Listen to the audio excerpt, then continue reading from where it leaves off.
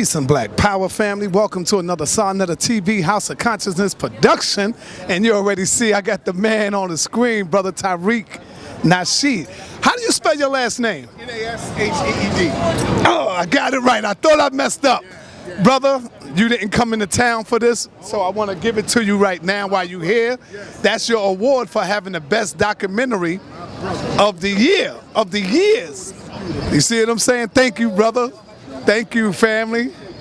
What do you think about that? I love that. I didn't know how it was gonna look. This is tight. I don't know why I thought it's not cheap, brother. It ain't cheap. I'm like, I know you ain't cheap, but I'm like, this is nice. You went all out, brother. That's right. Man, I love this, brother. I really respect that. Yeah. Hey, so the sa.neter TV Awards is honoring elders and notables in our community who have served the community with activism and scholarship at a time when the world is marginalizing black leaders. I love that. Love that, brother. Thank you, my brother. I had to hit you with that while you was here. I'm glad I was the one to give it to you, you know. You know. Hold on. Open it back up so you can put that in there in case you make a mistake and drop that. You gotta protect it. You know? Yes, brother. So all right. So my brother, I wanna first say congratulations on your new album. Do you have a new single out right now? We're planning the neighborhood. I appreciate that, man. The Meek Slide album, man, it shocked all of us. It debuted at number 12 on the Billboard R&B charts, man. It was like the number 12 best-selling album.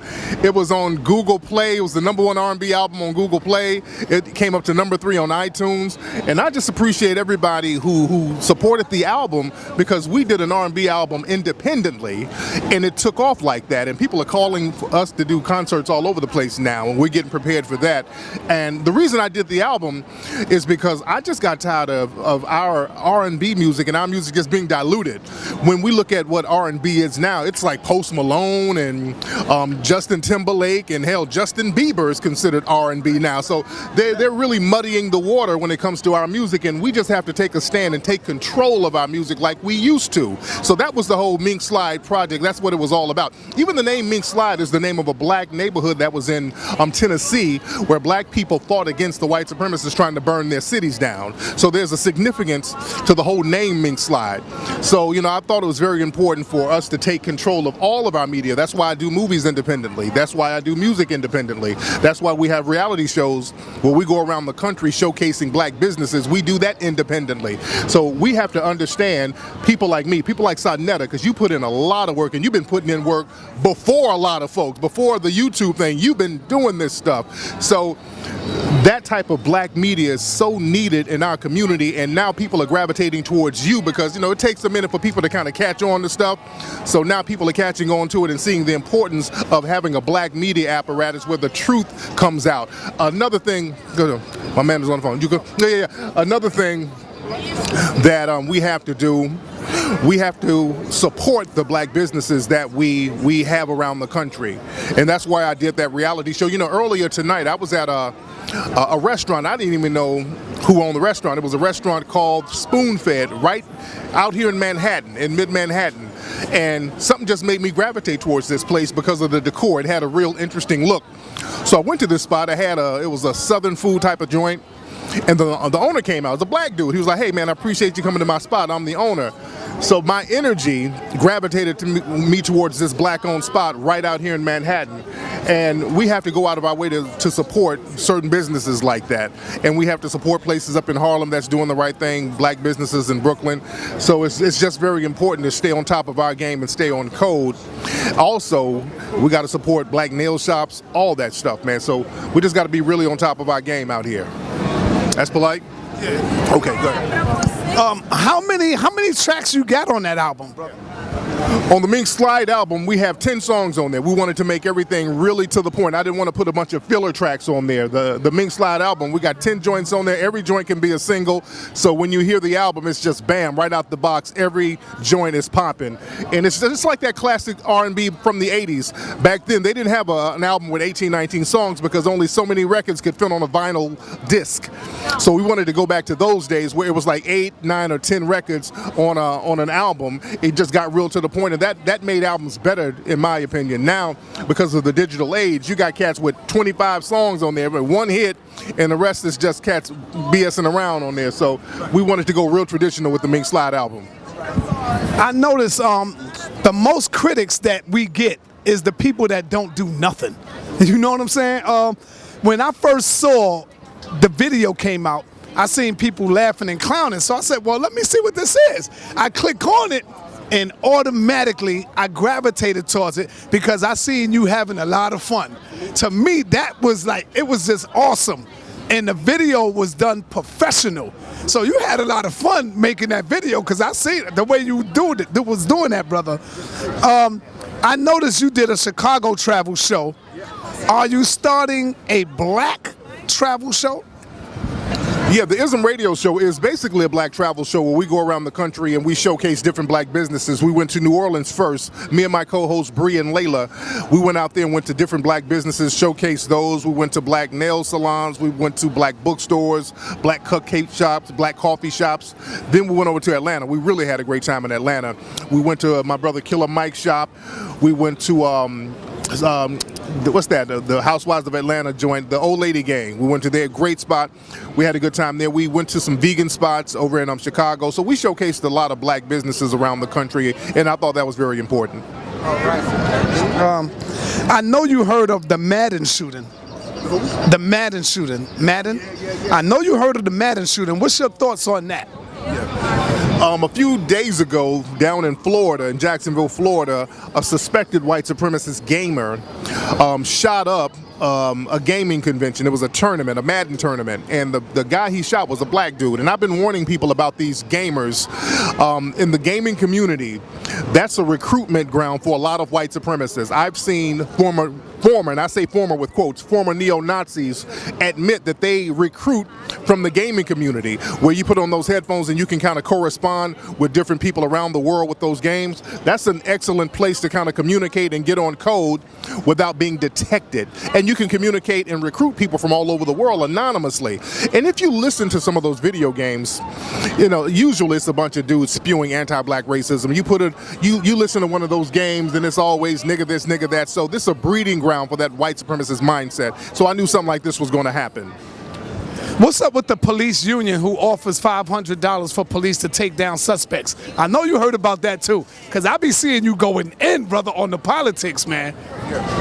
So out here in New York, they've deputized citizens now. The police unions out here in New York, as a matter of fact, they put out a letter saying that they're going to offer civilians $500 to help them subdue suspects who are resisting arrest. So, you know, those are little code words. The only people who get caught up for resisting arrest are us. So what they want to do, they want to deputize other suspected white supremacists into targeting us and possibly harming us. So we got to be on code and be on top of our game to protect ourselves from that. All right. Omarosa have a new book coming out, or a new book out, exposing Donald Trump. Is this good for black people, or what do you think? What's your thoughts on that? Omarosa, some people are trying to say she's the spook who sat by the door and all that. And the thing is, what she's doing, exposing Donald Trump, is a good thing. But I give Omarosa just a day pass because Omarosa is an opportunist. And she had no intention on exposing Trump as long as she had a job. She was smart enough to kind of have an insurance thing going on. She knew that they could possibly throw her out. So what she wanted to do was tape him secretly and just kind of sit on that and wait and see if they would turn on her, which they did. So now she's trying to jump out there like, hey, I was really out here trying to be covert. No, you're an opportunist. So we appreciate you exposing Trump, but I won't trust as far as I can throw a stick at her. That's right. What is your thoughts on Donald Trump? Do you think that he will be out before next month is out? Next month coming up? I don't know what's going to happen to Trump, man. You know, but Trump isn't as bad for black society as we think. We're like, hey, man, Trump is bad, Trump is bad. But look, what more can they do to us? The stuff they were doing to us, they were doing under Obama. All of these blue laws and all that, that was under Obama. All of these governors and mayors allowing these race soldiers to harm us, these were Democratic guys down in Ferguson. That was a Democratic dude. Down in New Orleans, where our brother got shot down there, that was a Democrat. So Trump ain't gonna do anything to us that that the dominant society is not doing to us. So it's very interesting to see that there's a lot of infighting with people in the dominant white society, you know, with the Antifa and all that. But we have to understand, whenever the dominant white society fights with each other, usually that's a precursor to something that they want to do to us. That goes back to the Civil War. They're fighting each other, and after the Civil War, we get those Jim Crow black codes and all that type of stuff. So we got to be very careful because of that. There's a new wave coming up now where people are now saying that we are not African. We don't have African blood. We was brought from America to Africa for slavery. So they saying that it was in reverse. And believe it or not, brother, they got a huge following. I mean, the masses of our people are asses. We already know that. The masses are asses. So when you following the masses, you know we got to go the other way. What is your perspective on that when you hear people say, we are not African, we don't have the African blood, we didn't come from Africa, we are aboriginal to this land, we are indigenous to this land, we are the Native American Indians. What do you say on that? Now, there is some validity to some of that because we have, you know, people who look like us were the original people here based on the descriptions of the European explorers. And even based on photographs and paintings, it showed us with the same phenotype. But there was, you know, Africans still brought over. We mixed in and amalgamated with a lot of the native people. And that's why I like to use the term Black American.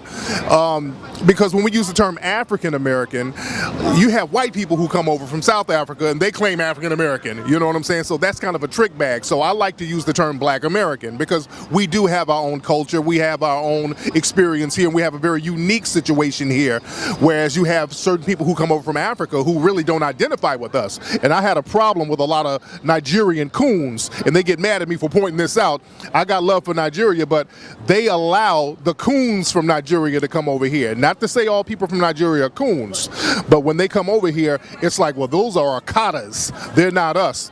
So I say that to say that we, even though we have our own culture, phenotypically and historically and culturally, we're still African people. We are, so we can't deny that. A lot of us want to deny that because African is seen as negative. So we'll do anything to kind of shake that stigma. So we start claiming goddamn Eskimo if we'll try to get some brownie points with white people. What's the biggest issue plagues America? The biggest issue that plagues America and the biggest issue that plagues the planet is systematic white supremacy. And the biggest issue about systematic white supremacy is that the white supremacists are dying off. They're very open about their numbers dwindling. You have about 17 states in America where white people are dying faster than they're being born, meaning you can't reverse that. That means you're going extinct. And they know this. So there's a disease in Philly. Is it Philly? Yes, this is in Philly that attacks white people in the suburbs. This disease goes past black people. Black people can't even catch this disease. But there was a news story saying that these mysterious diseases are targeting people in the dominant white society. So there's a rapid decrease in their population, and they're learning how to rule as a minority now, just like in South Africa. This is why they're becoming more aggressive with the racism. They're becoming more aggressive with the violence because they want to get us in the mindset of accepting a minority rule from them. So we got to be on top of our game and not end up like what's happening in South Africa right now. Should it matter what white folks say about us, what white folks feel about us? Should it matter to us? The biggest hindrance to black society, we have a real big concern about what the dominant white society thinks and feels about us, and we kind of tread on eggshells worrying about what they're going to do or say. If they're going to harm you, they're going to harm you. Black people got to get off that. This is why I did the Hidden Colors series. When I first did it, I had black people mad at me because they thought white people were going to get offended. I had black people going in on me, like, why would you do this to offend white people? You're messing it up for me. It's that type of thing. Because black people, we still got to go to work. We still got to work for these people. This is why I say we have to create our own institutions where we're not afraid to be ourselves, where we're not afraid to speak the truth. Because we're taught to live a lie. We're taught to be fake with white supremacists. We're taught to go to work and do this little tacky horse and pony show where they're being fake and we're being fake. And that causes more stress with us. So we have to create our own institutions so that we can be who we are and we can try to replace the system of white supremacy with a system of justice. Do you think one of the solutions for our people is voting. Should we vote as a collective, as a people, coming together, trying to make some change within our own community?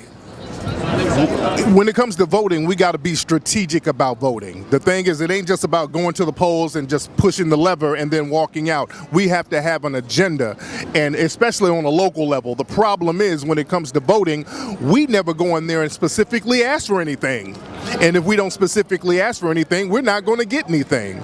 Other groups, like Hispanic groups, they go in there with some money and say, hey, we need some immigration reform popping off. Jewish groups go in there, they say, hey, we need some resources from the Holocaust. Or the Native Americans, they go in there and say, hey, we need resources for our land. This is why they get stuff. We're afraid to say we want something as black people. We start talking in code. We start saying stuff like, we want stuff for minorities. We want prison reform. Stuff like that. These are assumed benefits for black society, but they're not specific. So we got to stop being afraid to not be specific. It's that benign neglect policy that started in the 60s, where the white supremacists said, we're going to deal with black people by not mentioning black people. And they've been doing that for 50 years now. You speak about black people about being on code. What do you mean? What is the code? And what is the code for white people? The code for white people are, well, the white supremacists, people who believe in white supremacy, they have the strongest code ever. And that's the thing that has kept them on top.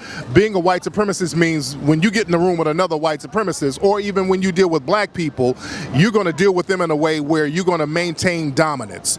The white supremacists are not going to do anything or say anything or even think anything that's going to put them in a weak position. That's being on code. Black people, we do not have that, and that's the only missing link, as our brother Neely Fuller says. We do everything opposite of a code. We sabotage ourselves. When you get 20 white people in a room, and if there's black people, them 20 white people are going to get on code. You put them in a jury room and they see a black person on trial, guilty. They getting on code. You put 20 of us in the room, all of a sudden it's like, well, shit, he's Christian, he Muslim, he is Hebrew Israelite, fuck him. We start getting on some tribal bullshit. They put their tribal bullshit to the side and maintain dominance, and we got to get on that. Right, we going right along, because I know Polite got something. I don't want to keep you out late, because you might be sleeping on the plane going back home. All right. Do you think black people will ever have the courage to revolt? Well, the Haitians did. But we shouldn't have to wait until it gets into a dire situation for us to stand up and say, hey, we're going to at least protect ourselves. You know, even if you don't want to revolt, at least protect yourself.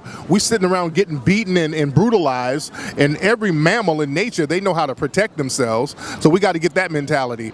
And, you know, the people in the dominant society, they anticipate that, because when we do, there's really no defense for them. They can create all the machinery and all the weapons they want to create, but if we decide to turn up, that's a real bad problem for them, because they can't centralize us. We're all over the place.